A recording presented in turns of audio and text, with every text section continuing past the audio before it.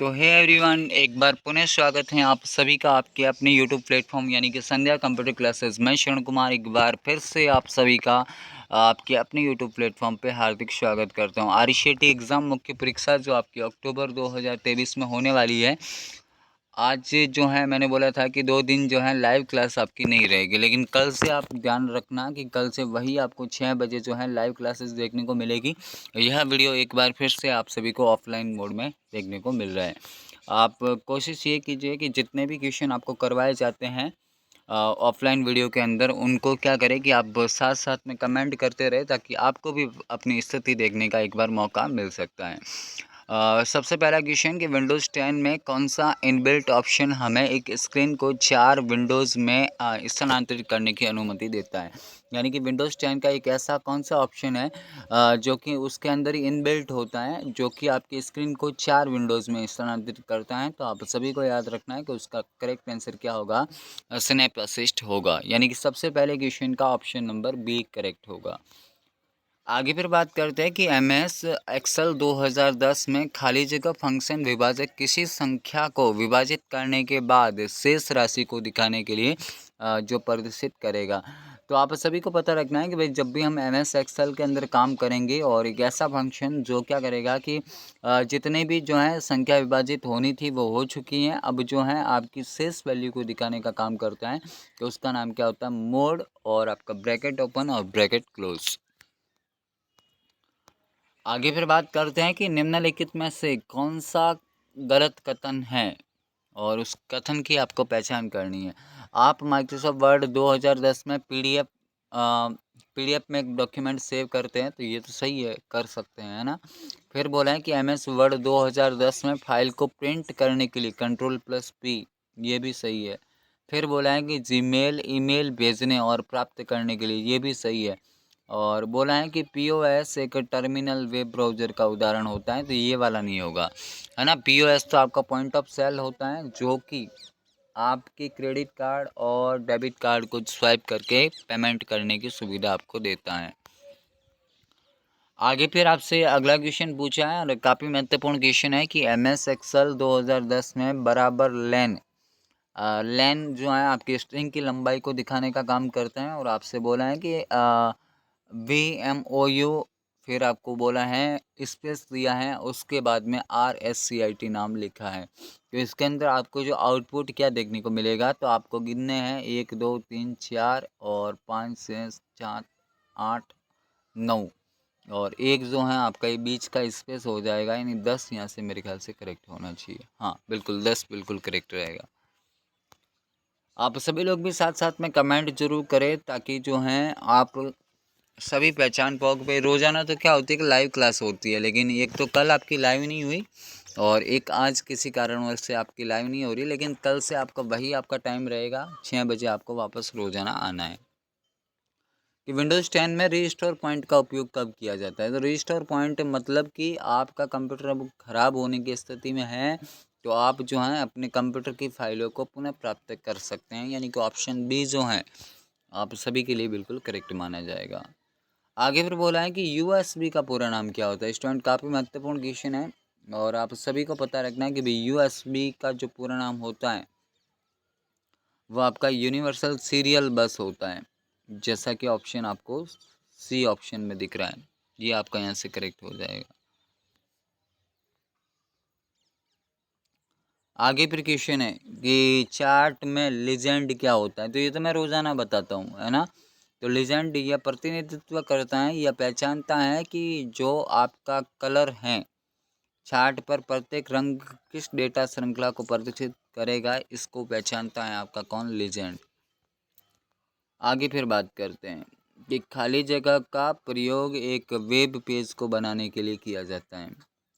तो यहाँ से आप सभी को पता रखना है कि इसका करेक्ट आंसर क्या हो जाएगा, HTML, और HTML का पूरा नाम है आपका हाइपर टेक्स्ट मार्कअप लैंग्वेज, है ना। यहाँ पे मैं लिख रहा हूँ तो आपको याद रखना है, language, hyper text markup language इसका पूरा नाम होता है। और स्टूडेंट याद रखना है कि HTTP का पूरा नाम हाइपर टेक्स्ट ट्रांसफ़र प्रोटोकॉल होता है, एफटीपी का पूरा नाम फाइल ट्रांसफ़र प्रोटोकॉल होता है और डीएनएस का पूरा नाम डोमेन नेम सिस्टम होता है। फिलहाल के लिए इस क्वेश्चन का करेक्ट आंसर आपका ऑप्शन ए होगा। आगे फिर बोला है कि खाली जगह अकाउंट एक विशेष प्रकार का अकाउंट है जिसका इस्तेमाल विंडोज़ 10 में हर एक सिस्टम सेटिंग का प्रयोग करने के लिए किया जाता है। तो एडमिनिस्ट्रेट आपका बिल्कुल यहाँ से करेक्ट हो जाएगा। दो अकाउंट होता है, एडमिनिस्ट्रेट और स्टैंडर्ड। स्टैंडर्ड जो है आपका बेसिक अकाउंट होता है। आगे फिर आपसे बोला है कि डॉक्यूमेंट में सभी परिवर्तन की निगरानी करने के लिए एमएस वर्ड 2010 में कौन से फीचर का उपयोग किया जाता है। तो ट्रैक चेंजेस आपका बिल्कुल करेक्ट होगा। ऑप्शन ए जैसा कि आपको दिख रहा है यहाँ से आपका राइट होगा। आगे फिर बढ़ते हैं नेक्स्ट क्वेश्चन कि पावर पॉइंट में पहले से ही इंसर्ट इमेज को एडिट करने पर क्या घटना घटित होती है। तो आप सभी को पता रखना है कि जब हम पावर पॉइंट में काम कर रहे हैं और हमारे पास में पहले से इंसर्ट कोई इमेज है और हम उसको अगर एडिट करना चाहते हैं तो क्या होगा कि स्रोत फाइल जो पहले से इंसर्ट है वो क्या होगी कि अब चेंज नहीं हो सकती। आगे फिर बोला है कि एक नई प्रेजेंटेशन बनाने के लिए निम्न में से किसका उपयोग किया जाता है। तो भाई याद रखना, फाइल न्यू से हो सकता है, कंट्रोल+N से हो सकता है, स्टैंडर्ड टूल बार पर उपस्थित न्यू बटन से हो सकता है, लेकिन फाइल ओपन जैसे ही करोगे तब तो क्या हो जाएगा, फाइल खुल जाएगी। तो ऑप्शन डी आपका करेक्ट होगा। अगर स्टूडेंट ये जो है वीडियो अगर पसंद आ रहा है, सेशन अच्छा लग रहा है, तो प्लीज़ जो भी अभी पहली बार देख रहे हैं इस वीडियो को, मेरी हम्बल रिक्वेस्ट है आप सभी लोगों से कि आप जो है चैनल को सब्सक्राइब जरूर करें और वीडियो को लाइक शेयर जरूर करें। ये हमारे लिए मोटिवेशन के रूप में काम करता है। और एक प्यारी सी कमेंट भी आप सभी लोगों को देनी चाहिए ताकि हम जो है आप सभी के लिए और भी काफ़ी शानदार मेहनत कर सकें। देखो स्टूडेंट, हर बार की तरह आपको भी हम जो है +80 और +90 है ना, इतना हमारा टारगेट रहता है कि इतने नंबर तो कम से कम आपके आने चाहिए, है ना। 80% तो कम से कम बोल रहा हूँ। आगे पर बोला है कि अंतर्राष्ट्रीय साइबर सुरक्षा मानदंड आपका कौन सा है। ISO 27001। और आप जुड़े हैं RCAT के सबसे विश्वसनीय और बेहतरीन चैनल के साथ में, जो कि एग्ज़ाम के पैटर्न वाइज आपको तैयारी करवाता है। तो आपको कतई चिंता करने की आवश्यकता नहीं है। आपको बस जो जो हम लोग करवा रहे हैं वो पढ़ के जाना है। एक वेब ब्राउज़र, तो वेब ब्राउज़र आपका एप्लीकेशन सॉफ्टवेयर होता है और वेब ब्राउज़र में आपके गूगल क्रोम है, मोजिला फायरफॉक्स, इंटरनेट एक्सप्लोरर है ना, सफारी, ये सारे के सारे आपके वेब ब्राउज़र होते हैं, UC ब्राउज़र वगैरह। आगे फिर बात करते हैं कि वर्कशीट में एक स्थान से फॉर्मेटिंग को कॉपी कर किसी दूसरे स्थान पर फॉर्मेटिंग को अप्लाई करने के लिए, तो जो होता है यहाँ से स्टैंडर्ड टूल बार पर उपस्थित फॉर्मेट पेंटर के बटन का प्रयोग करके, यानी फॉर्मेट पेंटर का उपयोग करके आप जो है फॉर्मेटिंग को अप्लाई करके उसी फॉर्मेटिंग को दूसरी जगह आप अप्लाई कर सकते हैं। पेस्ट स्पेशल कमांड आपको कॉपी और पेस्ट करने की सुविधा देता है। तो एक्चुअल फार्मूला तो नहीं करेगा, लेकिन जो उसकी वैल्यूज़ होगी उसके द्वारा आप लोग कर सकते हैं। एक सेल के चारों ओर काले रंग की सीमा क्या दिखाती हैं। तो स्टूडेंट याद रखना है कि उसको सक्रिय सेल बोला जाता है, यानी कि एक्टिव सेल उसको बोला जाता है। कौन सी? Active cell. और एक्टिव सेल आपको ये दिखाती हैं कि भाई आप जो हैं जिस भी सेल में आप लोग काम कर रहे हो उसके चारों ओर ऐसे ब्लैक रंग की एक रेखा आ जाती है।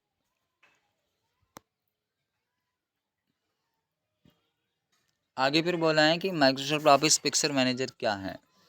तो इसके बारे में याद रखना है, ये एक मूल तस्वीर प्रबंध सॉफ्टवेयर होता है। फिर नेक्स्ट क्वेश्चन कि LCD प्रोजेक्टर, तो ये होता है आपका नॉर्मल एंड रूफ माउंटेड।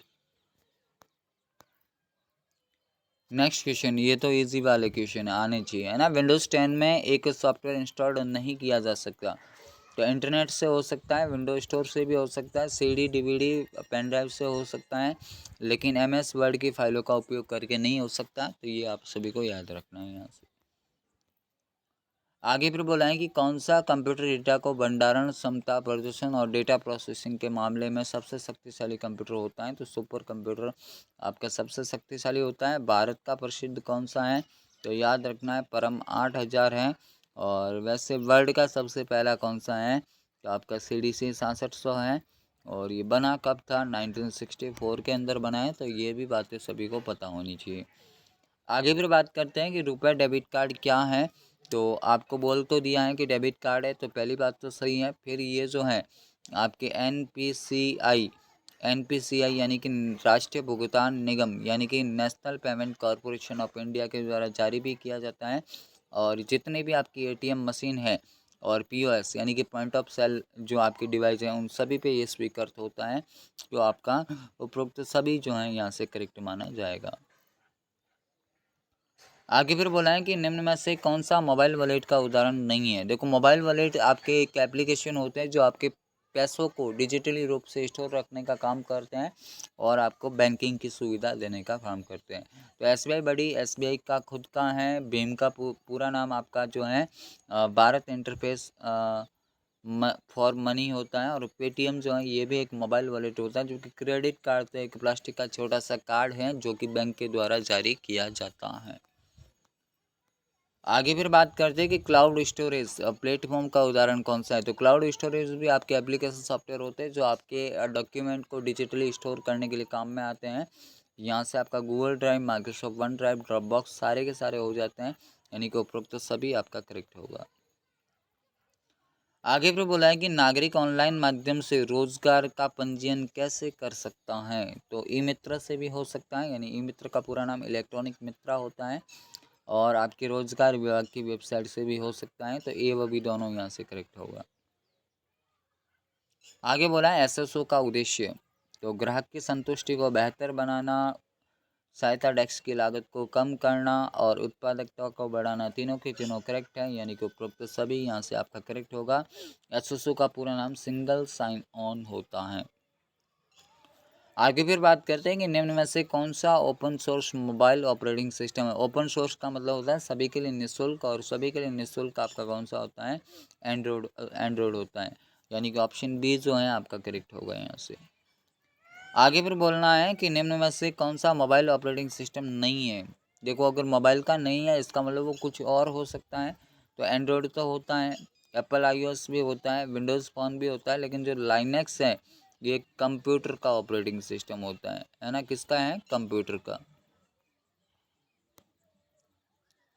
आगे फिर आपसे बोला है कि नवीनतम एंड्रॉयड मोबाइल ओएस कौन सा है। तो आपके बुक के अकॉर्डिंग कौन सा है, नौगाड 7.0। और कभी अगर यूं पूछे कि सबसे पहला कौन सा है, तो आपका एस्ट्रो। सबसे पहला कौन सा था, एस्ट्रो। हालांकि आजकल तो मार्केट में बहुत सारे आ चुके हैं, लेकिन आपकी बुक से ही आपको क्वेश्चन पूछे जाएंगे, तो आपको इसका आंसर नौगाट ही याद रखना है।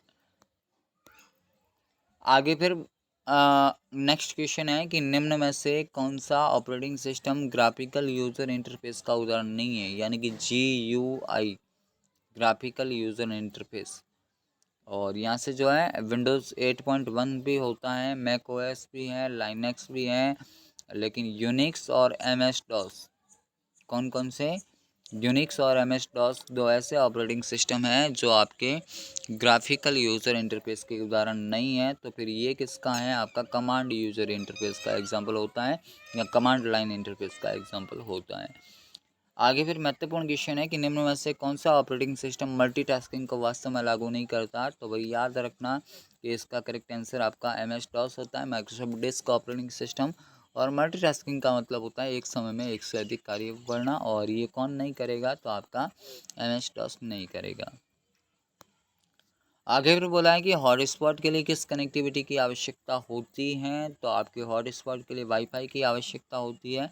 और जो वाईफाई होता है इसका स्टूडेंट आपका पूरा नाम क्या होता है, आपका वायरलेस फिडिलिटी होता है। क्या होता है, वायरलेस आपका फिडिलिटी होता है। यहाँ से आप सभी को इतनी सी बातें क्लियर होनी चाहिए।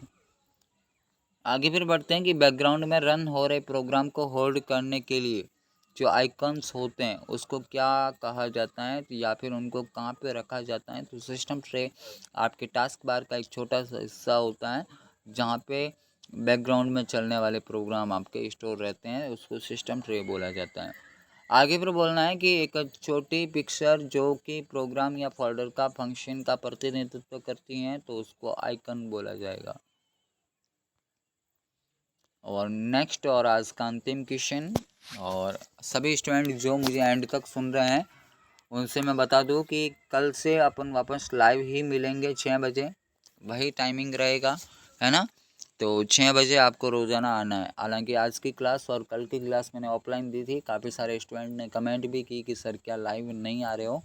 तो कई ये जो आपकी क्लासेस हैं कई और जगह से ली जा रही है, यानी कि मैं कहीं और आया हूँ और वहाँ से आपकी क्लास ले रहा हूँ, तो वहाँ पे मैं लाइव नहीं जा सकता, है ना। कल वापस अपने ऑफिस पे आएंगे, तो ऑफिस से जो है 6 बजे वापस लाइव मिलेंगे, है ना। सभी को यहाँ से याद रखना है।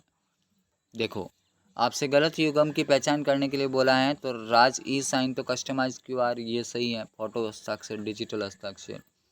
राज सेवा द्वार ये वाला जो है GIS नहीं होगा, क्योंकि GIS का एग्जाम्पल तो राजदरा होता है। कौन होता है? राजदरा ये होता है। और GIS का जो पूरा नाम होता है वो आपका जियोग्राफिकल इंफॉर्मेशन सिस्टम होता है। राज AEM ये सही है। और उसके बाद में राज जो है GPS मॉनिटरिंग ये भी सही है। और GPS का पूरा नाम आपका ग्लोबल पोजिशनिंग सिस्टम होता है। इसका मतलब करेक्ट आंसर आपका ऑप्शन बी हो जाएगा। तो यही थे स्टूडेंट आपके top most 35 question. I hope आपने सेशन के साथ में एंजॉय किया होगा। अगर सेशन पसंद आए और हमारी मेहनत अगर आपको पसंद आती है तो वीडियो को लाइक शेयर ज़रूर करें और अंत में एक प्यारी सी कमेंट ज़रूर दें। और जितने भी चैनल से पहली बार जुड़ने वाले विद्यार्थियों से मेरा हम्बल रिक्वेस्ट है कि आप चैनल को सब्सक्राइब जरूर दें, ये हमारे लिए मोटिवेशन के रूप में काम करता है। तो आज के लिए इतना ही, मिलेंगे कल लाइव सेशन के साथ जो है आपके 6 बजे मिलेंगे। तब तक के लिए जय हिंद, वंदे मातरम, जय भारत।